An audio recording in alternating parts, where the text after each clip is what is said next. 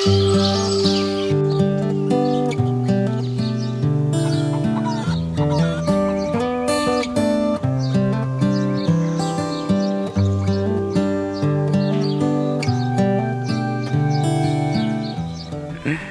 walk pio na diao. Aya mos kama tim kama mos. Ngani jipoko neni for a long time. Oh. Idi maber. Adi maber. Aya wabro nere bang. So, hello and welcome to the channel. Welcome here in Sega. My name is Dennis Uhuru and I'm home, if only for a bit. So what happened is a friend of mine lives in Nyanza and he was driving home yesterday. I thought I'd tag along, you know, hitch a ride, and that he could drop me at a nearby town and make it easy for me to, you know, come home and see mom.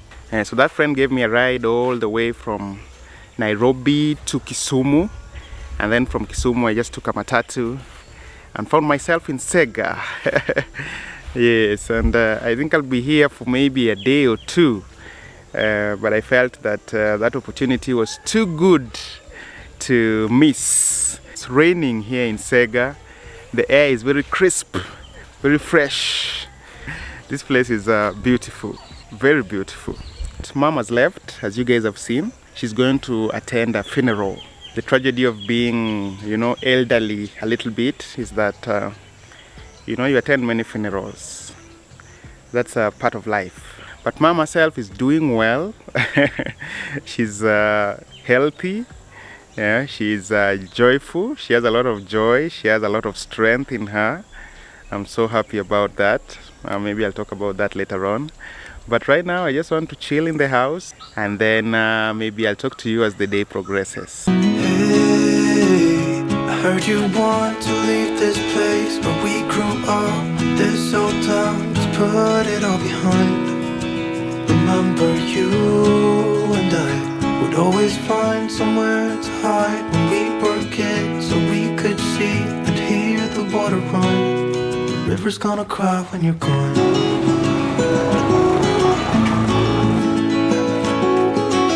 Being home like this, guys, it does something to the heart. It really calms you. In the city, you get out of the house and you can feel your spirit being diminished. You're pressed in, you can't breathe, you do not have any idea of who you are and where you're headed. It's a beautiful thing to be able to come home. Gonna stay in this moment, gonna lay here on the grass.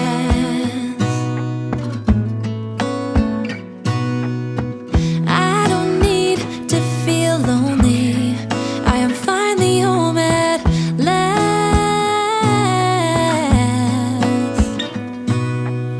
And I don't mind being gone on adventures for a while. No, no. 'Cause the best thing about it is I know I'm coming back. Oh, oh. Of all the magic places in the world I've been to, this is where my heart is. Oh, you know it's true. No matter where I go, I'm coming home to you. Been walking down the street so many times, my feet know every brick and stone. Could wear a blindfold. No matter what I do, I'm coming home to you. And I don't know why, don't know why, don't know why, I'm always feeling homesick. Oh,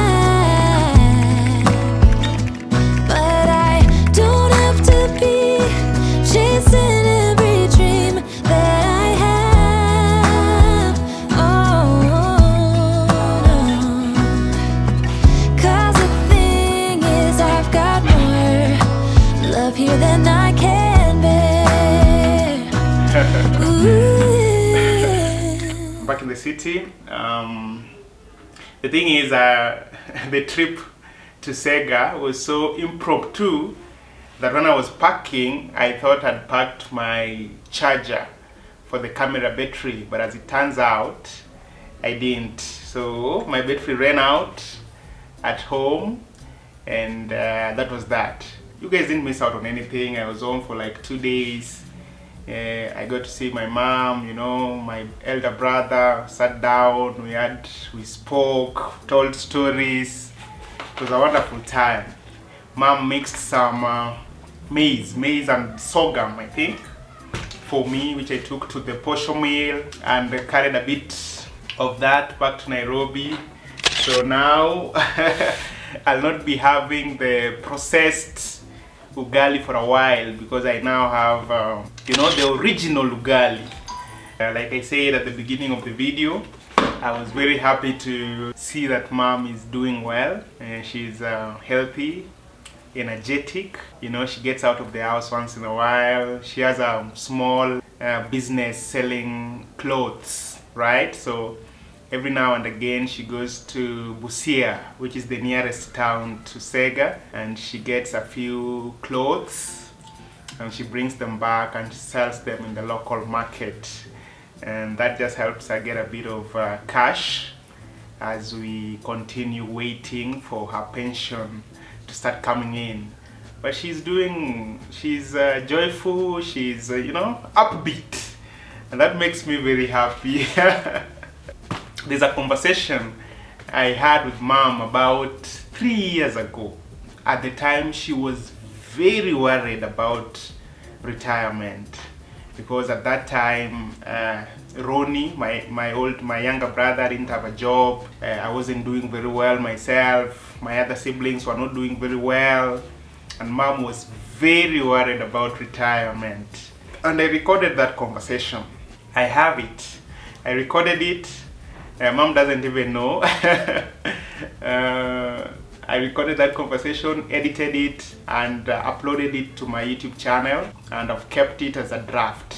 I won't play it right now for you guys, but in future I will. I've always said to myself that when I've put a bit of mom's fears to bed, and then I'll play that phone recording, and it will inspire so many people. At this time, let's do the freedom comment of the week. So this week's freedom comment is interesting a little bit. In last week's video, I was invited for brunch at an entertainment spot in Westlands called Brew Bistro. But then in the comment, there was someone who wasn't very happy with the beginning of the video. Why would you start a video about food by showing a clip of the dirtiest place you could have found? Just for that, I'm not even watching the video. But this is not the freedom comment of the week. The freedom comment of the week is one of the replies. The video started in Umoja, which is where I live. It's not like I'm going to go looking for clean places in Umoja to start my video in. So the freedom comment of the week is from one Nicholas Abner. I see you are new to the channel. Each upload in this channel has a chronological flow of events, and by stating it starts from a dirty place, you are mocking Umoja. Are you saying Umoja is dirty, buddy? May thunder locate you. We forgive them. May thunder not locate them. You are so mean, insensitive, and have zero regard for people's work. It takes a lot of hard work to put content, and that's true. It takes a bit of work to you know, upload content. Instead of talking bad, at least go through the channel, learn about it, and know it. And then my favorite part. This is the most authentic channel ever, and for that reason we love it. It's why it's on autoplay on my massive TV screen. I read this comment from Nicholas Abner, and it really touched me. Alright. So that's the freedom comment of the week by Nicholas Abner. Let me tell you guys the story of the man who chewed the paralyzed lady.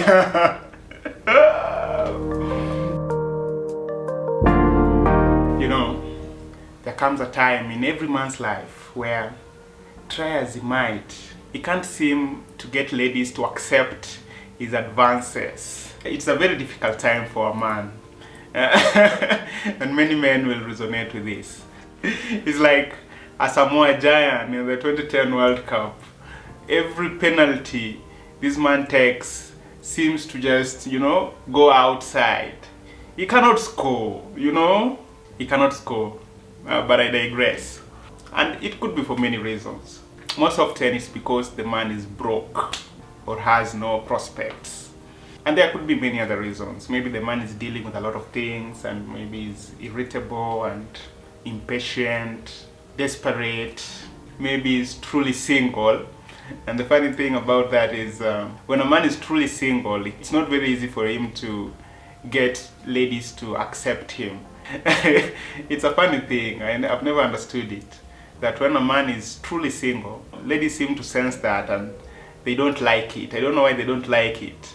They always prefer a man who has options. Right. The story is building up nicely, huh?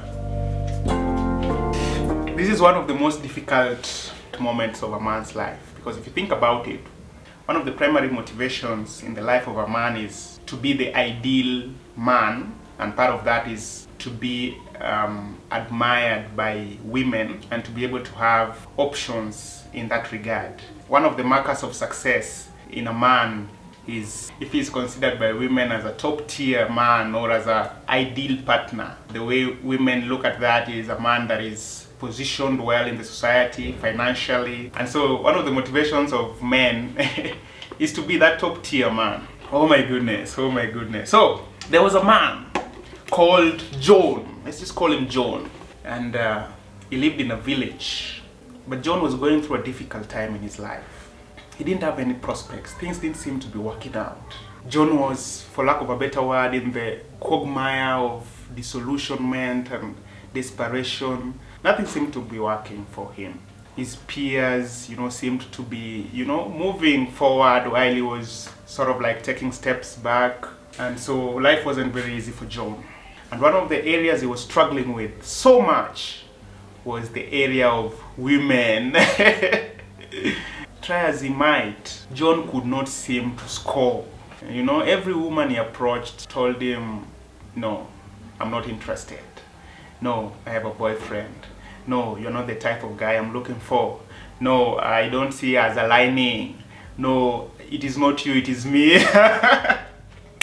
So then, in the village where John stayed, there happened to be a beggar paralyzed lady who had a wheelchair, and every morning she rolled herself to the front of the market stalls and went about begging for money for the whole day. And then in the evening she rolled herself back to wherever it was that she was living. And for many years John paid her no mind. And this went on for a long time. But then as John continued having problems with women, he started looking at this beggar paralyzed lady differently. He started noticing that despite being paralyzed, she actually had a charming smile. She actually had beautiful dreamy eyes. At one point John went to the opposite stalls from where this lady, stationed herself to beg for money, and just looked at this lady and studied her and drew conclusions. Even as John studied this beggar lady, I think we'll call her Cynthia. Let's call her Cynthia. Even as John studied Cynthia, and started drawing these conclusions of beauty and attractiveness to her, he continued approaching other more suitable, conventional ladies. And he had no luck. None of them accepted his advances. And so the days went by, and John, like any other man, started getting desperate. Things were not going very well in John's kingdom.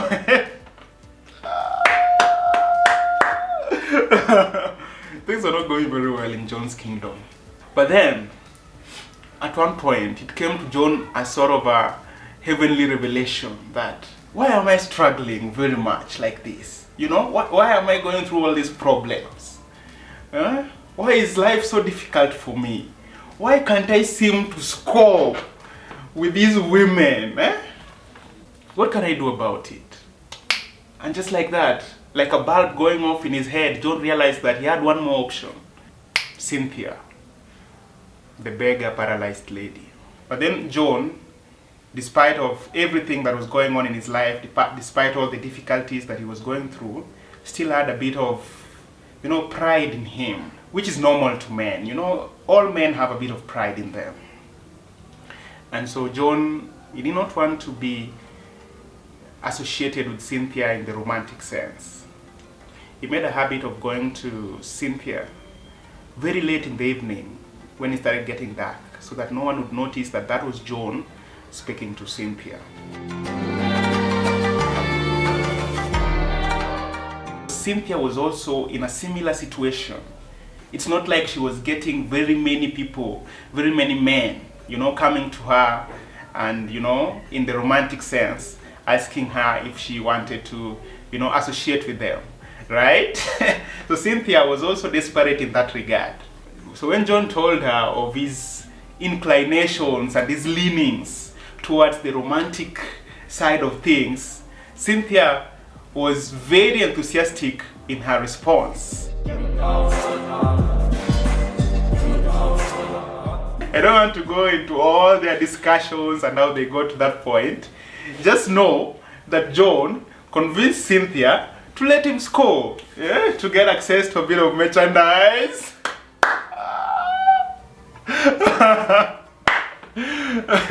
Alright, so because John did not want to be associated with Cynthia in that regard, this is what John did. He convinced Cynthia to be ending her begging shift very late in the night, at around 10. At around that time, it usually got very dark. He told Cynthia, when you end your shift, just get on your wheelchair and then let's rendezvous at a certain tree in the outskirts of the village. Let's meet there. So that is what Cynthia did. When she ended her shift, she got on a wheelchair, went to that tree. Let's call it the famous Mugumo tree of romance. Cynthia went to the famous Mugumo tree of romance and there met John. And because Cynthia's wheelchair was very heavy, what John did is he'd carry Cynthia from her wheelchair and put Cynthia in a wheelbarrow, and then take Cynthia's wheelchair and hide it somewhere in the thickets.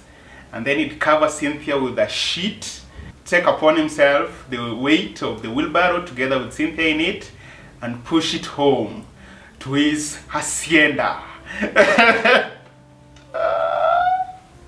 And the reason he covered Cynthia with a sheet is because he did not want his friends or anyone who knew him in the village to see him, ferrying Cynthia to his hacienda. But what he told Cynthia was that, I want for us to keep this good thing that we have a secret. If you have a good thing, you need to protect it. Cynthia just went along because, like I said again, she was desperate for a romantic entanglement. So she let John cover her with a sheet. And so John, ferried Cynthia to his hacienda, whereupon he endeavored to engage in a bit of merchandise entanglement.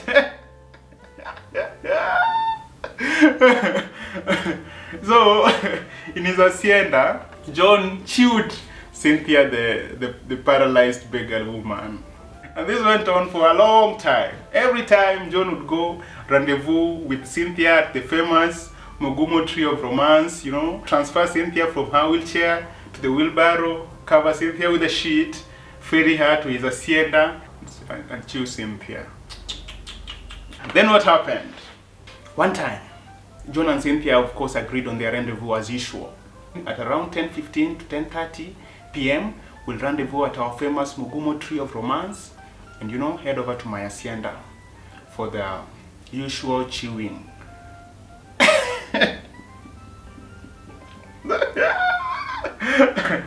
and Cynthia said, that's fine, let's do that. So at 10:15, they rendezvoused. John, took Cynthia, put her in his wheelbarrow of love, and started pushing the wheelbarrow towards his abode, towards his hacienda. But as he was doing that, he ran into someone that knew him from way back. with whom they'd separated because John was going through a troublesome period of his life. And this person saw John and, you know, just said hi. John, VP bro! And John didn't reply. But because they were not that close, this person that recognized John just went about his business and paid it no mind. And John took Cynthia to his hacienda and, you know, went about his business. But the thing is, the next morning, it came out that a certain shop in the market had been robbed. It also came out that these thieves had used wheelbarrows to ferry the goods that were in that store. Several witnesses claimed that they saw a group of men with wheelbarrows carrying tools and, you know, products from that store. But no one knew who this group of thieves were.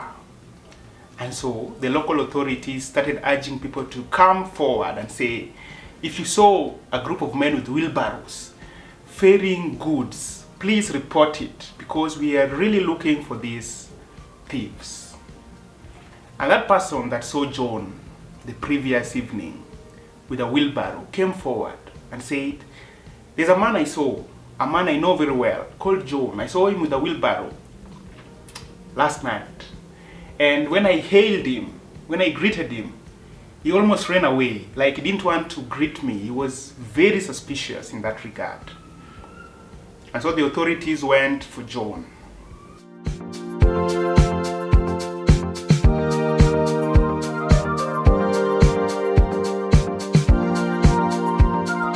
All of us are, for lack of a better word, a kind of John. All of us have been, for lack of a better word, chewing the paralyzed beggar woman in different aspects of our lives. There are those things we are embarrassed about. But we're just human.